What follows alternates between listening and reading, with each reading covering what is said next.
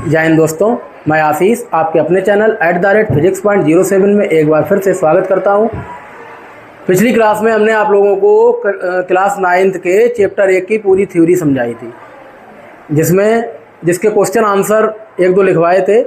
आज जो थ्योरी है उसमें कुछ क्वेश्चन आंसर्स को भी हम कवर करेंगे, ठीक है, जिससे आप लोगों को अपनी एक्सरसाइज में जो क्वेश्चन आंसर है उन्हें करने में बहुत ही आसानी हो जाएगी।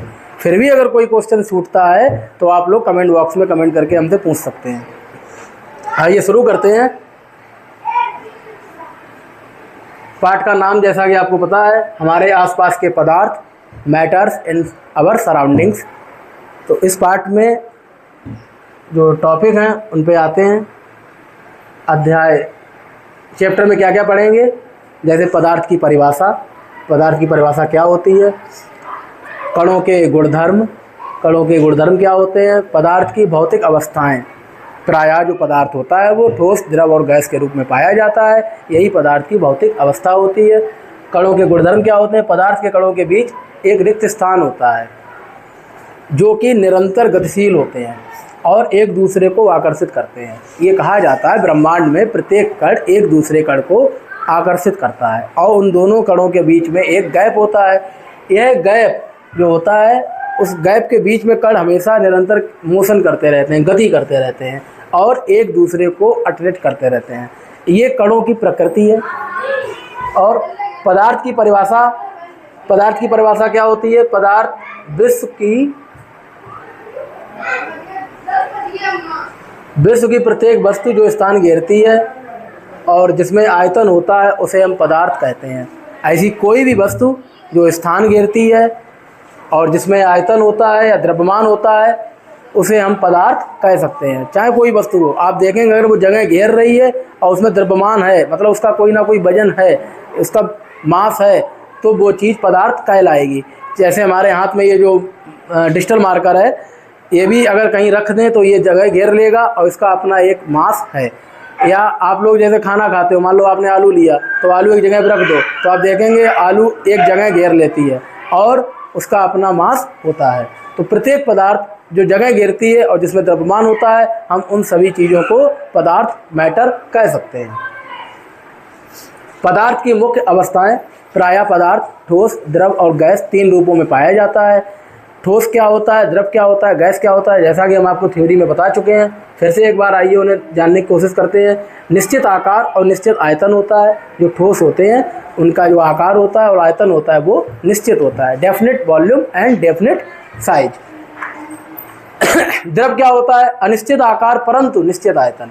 उनका जो शेप होता है वो अनिश्चित होता है, जबकि उनका जो आयतन होता है, वॉल्यूम होता है, वो निश्चित होता है।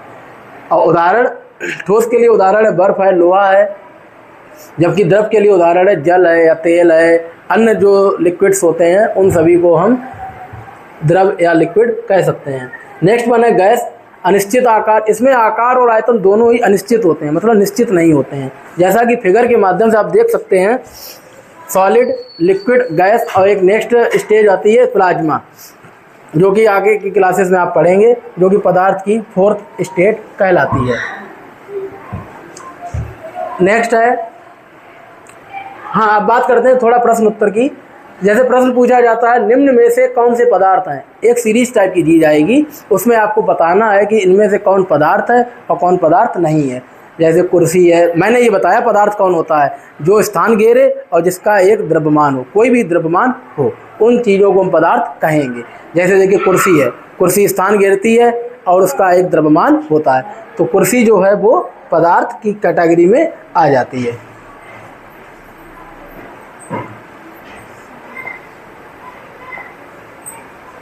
कुर्सी जो है वो पदार्थ की कैटेगरी में आ जाती है। अब हवा है, जो हवा होती है वो स्थान घेरती है, हवा भी स्थान घेरती है। स्नेह है, जैसे आपको किसी से लगाव है तो ये लगाव एक भावना है, एक इमोशन है, ये स्थान नहीं घेरती, इसका कोई द्रव्यमान नहीं होता, तो ये जो स्नेह है ये पदार्थ नहीं होगा। गंध, सूंघ रहे अगर आप किसी चीज़ को तो ये क्या है, महसूस कर रहे हो, तो ये पदार्थ नहीं होगा। घृणा, किसी को पसंद ना करना, ये एक आपकी क्या है, फीलिंग है, ये कोई स्थान नहीं गिरता, ये कोई पदार्थ नहीं है। बादाम है, बादाम जगह गिरती है, उसका द्रव्यमान होता है। जब आप खरीदने जाते हैं तो वो जो पंसारी होता है वो आपको पूछता है कितना चाहिए बादाम, तो उस हिसाब से वो उसे आपको देता है। तो ये भी पदार्थ है। विचार, आपके मन में जो विचार आ रहा है वो कोई स्थान नहीं गिर रहा है, ठीक है। सॉरी। शीत, नींबू पानी, इत्र की सुगंध, तो इनमें हम देखेंगे कि जो भी चीज़ें, जो भी वस्तुएं स्थान घेर रही हैं, जिनका द्रव्यमान होता है वो क्या होती हैं, पदार्थ होती हैं। और जो स्थान नहीं घेर रहे हैं वो पदार्थ नहीं है। जैसे कुर्सी हुआ, वायु हुआ, बादाम हुआ, नींबू पानी हुआ, इत्र की सुगंध हुई, क्योंकि ये सब क्या करते हैं, स्थान घेरते हैं, इनका द्रव्यमान होता है। जबकि स्नेह हुआ, गंध हुआ, घृणा हुआ, विचार हुआ, शीत, सर्दी लगना, ये केवल आपकी भावनाएं या अनुभूतियां हैं। आप महसूस कर सकते हैं कि आपको सर्दी लग रही है या गर्मी लग रही है, ठीक है, ये पदार्थ नहीं है। नेक्स्ट, कुछ प्रश्न पूछे जाते हैं, कारण बताओ। तो उसमें से कुछ प्रश्न हमने लिए हैं, जैसे गर्म खाने की गंध कई मीटर से दूर से ही पहुंच जाती है, लेकिन ठंडे खाने की महक लेने के लिए आपको उसके पास जाना पड़ता है। होता क्या है, जब भी किसी पदार्थ को हम गर्म करते हैं तो उसका टेम्परेचर बढ़ जाता है, ताप बढ़ जाता है, जिससे क्या होता है, ताप बढ़ने से कणों की गतिज ऊर्जा बढ़ जाती है। और जिसमें गतिज ऊर्जा बढ़ेगी उनकी वेग भी बढ़ जाएगा, कणों का वेग बढ़ जाएगा, तो वो बहुत तेज़ी से आपकी नाक तक उसकी स्मेल पहुंच जाती है। तो इस वजह से ये कहा जाता है जो गर्म खाना होता है उसकी जो महक होती है, खुशबू होती है, वो ज़्यादा दूर तक फैल जाती है। जैसे पड़ोस में अगर कोई बढ़िया पकवान बन रहा है तो आपको तुरंत पता चल जाएगा पड़ोसी घर में क्या बन रहा है। पड़ोसी बताए ना, फिर भी तुम उसके यहाँ अगर पहुँच जाओ बाई चांस कि कुछ मांगने के बहाने पहुँच जाओ तो तुम्हें खाने को मिल जाएगा। खैर वो तो पार्ट ऑफ जोक है। नेक्स्ट है, गतिज ऊर्जा बढ़ने से विसरण की दर तीव्र हो जाती है। जब वो गतिज ऊर्जा बढ़ जाएगी तो कणों का जो डिफ्यूजन है, विसरण दर है, वो बढ़ जाएगी, जिससे गर्म खाने के कण हवा में तेज़ी से फैलने लगते हैं। और जब हवा में तेज़ी से फैलेंगे, और चूँकि हम लोग सांस लेने के लिए हवा का ही प्रयोग कर रहे हैं, ऑक्सीजन ले रहे हैं, तो वो सुगंध हमारे नाक में चली जाती है। अगर कोई व्यक्ति को थोड़ी सी भूख लग रही है तो और भूख जो है वो तीव्र हो जाती है। नेक्स्ट है, देखो तापमान रूपांतरण, मैंने एक बेसिक फंडामेंटल में एक टॉपिक पढ़ाया था जिसमें टेम्परेचर का मेजरमेंट बताया था। उसमें मैंने आप लोगों को डिग्री सेंटीग्रेड को केल्विन में, डिग्री सेंटीग्रेड को फ़ारेनहाइट में चेंज करना बताया था। तो यहाँ पे ये क्वेश्चन पूछे जाते हैं कि डिग्री सेंटीग्रेड को केल्विन में और केल्विन को डिग्री सेंटीग्रेड में कैसे हम बदल सकते हैं। तो क्या होता है, जो पैमाना होता है वो 1 डिग्री सेंटीग्रेड बराबर होता है, सेल्सियस में बदलने का ये सूत्र है, डिग्री सेंटीग्रेड बराबर होता है केल्विन -273। तो जैसा कि पहला प्रश्न है यहाँ पे 300 केल्विन को डिग्री सेंटीग्रेड में बदलें, तो जब 300 केल्विन है तो इसमें से हम क्या करेंगे, 273 को माइनस कर देंगे। 300 केल्विन है, उसमें से हम क्या करेंगे, 273 को माइनस कर देंगे, तो हमें जो चीज़ मिलेगी वो डिग्री सेंटीग्रेड मिल जाएगी। जैसे मान लो कहीं का टेम्परेचर दिया गया है 300 केल्विन, ठीक है, और इसे तुम्हें डिग्री सेंटीग्रेड बदलना है, तो आप क्या करें, 300 में से 273 को जब आप घटा देंगे तो आपको जो चीज़ मिलेगी वो डिग्री सेंटीग्रेड में होगी, डिग्री केल्विन में नहीं। तो यहाँ पे जब आप इसे घटाएंगे तो ये मिलेगा आपको 27 डिग्री सेंटीग्रेड। तो जैसे ताप कहीं पे तुम्हें दिया गया है कि 300 केल्विन और उसे आप डिग्री सेंटीग्रेड में कन्वर्ट करना है, तो किस प्रकार से कर सकते हैं, दिए हुए ताप से 273 को घटाएंगे तो जो ताप है आपका वो डिग्री सेंटीग्रेड में आपको मिल जाएगा। नेक्स्ट इसका रिवर्स है, जैसे मान लो 573 केल्विन है, ठीक है, सॉरी रिवर्स नहीं है, उसी के जैसा एक क्वेश्चन है। जैसे मान लो 573 केल्विन है, इसे डिग्री सेंटीग्रेड में कन्वर्ट करना है। अब यहाँ पे मान लो कितना है टेम्परेचर, 573 केल्विन, इसे डिग्री सेंटीग्रेड में जब बदलना है तो 573 में से आप 273 को घटा देंगे। ध्यान रखिएगा, केल्विन को डिग्री सेंटीग्रेड जब बदलना हो तो दिए हुए टेम्परेचर से 273 को आप घटा देंगे, तो जो प्राप्त आपको अमाउंट मिलेगा वो डिग्री सेंटीग्रेड मिलेगा। अब 573 में से जब आप 273 घटाएंगे तो कितना बचेगा, सीधा सीधा 300। तो इस प्रकार से आप जान सकते हैं कि डिग्री केल्विन को डिग्री सेंटीग्रेड में कैसे बदलते हैं। अब मान लो हमें पता है टेम्परेचर जो हमें 300 डिग्री सेंटीग्रेड दिया गया, इसे केल्विन में बदलना है।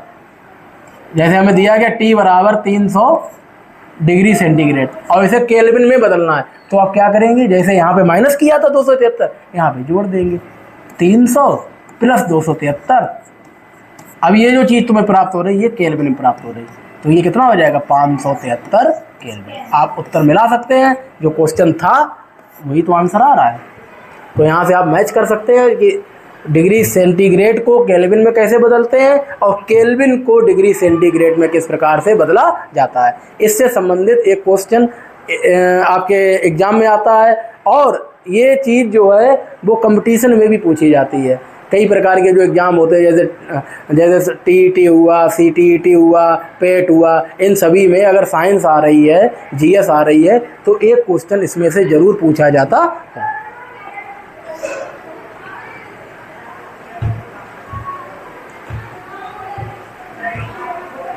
नेक्स्ट है अवस्था परिवर्तन व गुप्त ऊष्मा।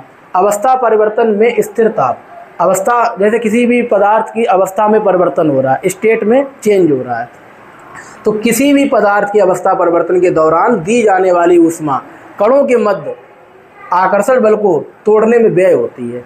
कणों के बीच जो आकर्षण बल अट्रैक्शन फोर्स लगता है उसको तोड़ने में जो व्यय हो जाती है, इसलिए तापमान में कोई वृद्धि नहीं होती है। इस चीज़ को हम क्या कहते हैं, अवस्था परिवर्तन में स्थिर ताप। मतलब ताप स्थिर है फिर भी अवस्था में परिवर्तन हो रहा है।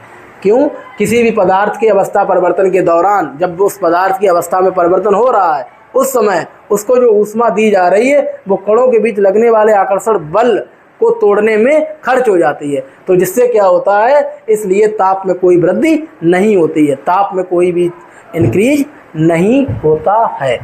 नेक्स्ट टॉपिक है हमारा गुप्त ऊष्मा या लेटेंट हीट। जैसा कि नाम से स्पष्ट है, ये गुप्त रूप से जो ऊष्मा प्राप्त हो रही होती है उसी को गुप्त ऊष्मा कहते हैं। मतलब ये थोड़ा सा छिपा होता है। अवस्था परिवर्तन के समय अवशोषित की गई ये गुप्त ऊष्मा पदार्थ में छिप जाती है। जब भी अवस्था परिवर्तन हो रही होती है, जैसा कि लास्ट टॉपिक में मैंने आपको बताया, जब अवस्था परिवर्तन हो रहा होता है तो अवशोषित की गई जो गुप्त ऊष्मा होती है वो छिप जाती है। इसे ही संगलन या बाष्पीकरण की गुप्त ऊष्मा भी कहते हैं। इसे संगलन की भी गुप्त ऊष्मा कहते हैं और बाष्पीकरण यानी वेपराइजेशन की लेटेंट हीट भी कहते हैं। अब इनसे संबंधित देखो कुछ कारण हैं जिन्हें हम साइंटिफिक रीजन कहेंगे। जैसे गर्मियों में सूती कपड़े क्यों पहनना चाहिए। गर्मियों में जब सूती कपड़े पहनते हैं तो जैसा कि पता है सूती कपड़े जो होते हैं वो पसीने को सोख लेते हैं। बाष्पीकरण की गुप्त ऊष्मा शरीर से ली जाती है जिससे शीतलता महसूस होती है, तो सूती कपड़े पहनने से आपको गर्मी कम लगेगी। ऐसा बिल्कुल नहीं समझे कि सूती कपड़े आपने पहन लिए तो आपको गर्मी ही ना लगे, ऐसा नहीं है। केवल क्या होगा, केवल आप जब सूती कपड़े पहनेंगे तो आपको जो पसीना निकल रहा है उसे वो सोख लेगा। टप टप टप नहीं होता, वो नहीं होगा। पसीना जो है वो गिरेगा नहीं, वो कपड़ा आपका जो है वो उसे सोख लेगा और अन्य कपड़ों की अपेक्षा आपको ज़्यादा कंफर्ट महसूस होगा। जैसे नेफ्थलीन की गोलियां होती हैं, जैसे हम लोग घरों में देखते हैं बक्से अक्से में डाल देते हैं गोलियां या बाथरूम वगैरह में डाल देते हैं, वो अपने आप स्वतः गायब हो जाती हैं। वो कैसे गायब हो जाती है, इसमें ऊर्ध्वपातन का गुण होता है जिसे हम सब्लिमिनेशन कहते हैं, जिससे ये सीधे ठोस से गैस में चेंज हो जाते हैं। इन गोलियों में भी कपूर वाला गुण ही होता है। जैसा कि आप लोग कपूर का, अगर आपके घर में पूजा घर है और उसमें अगर कपूर रखा हुआ है तो उस डिब्बी को आप अगर खोल दें और दूसरे दिन आप देखेंगे तो पूरा का पूरा जो कपूर होगा वो गैस में उड़ जाएगा। तो जो गुण कपूर में होता है वही गुण नेफ्थलीन की गोलियों में भी होता है। इस विधि को हम ऊर्ध्वपातन कहते हैं, जिसे सब्लिमिनेशन कहते हैं। Thank you. आज की क्लास में हमने आप लोगों को जो कक्षा 9 का जो पहला चैप्टर था उससे संबंधित कुछ क्वेश्चन और कुछ आंसर समझाने की कोशिश की है। आशा करते हैं आपको समझ में आया होगा। धन्यवाद।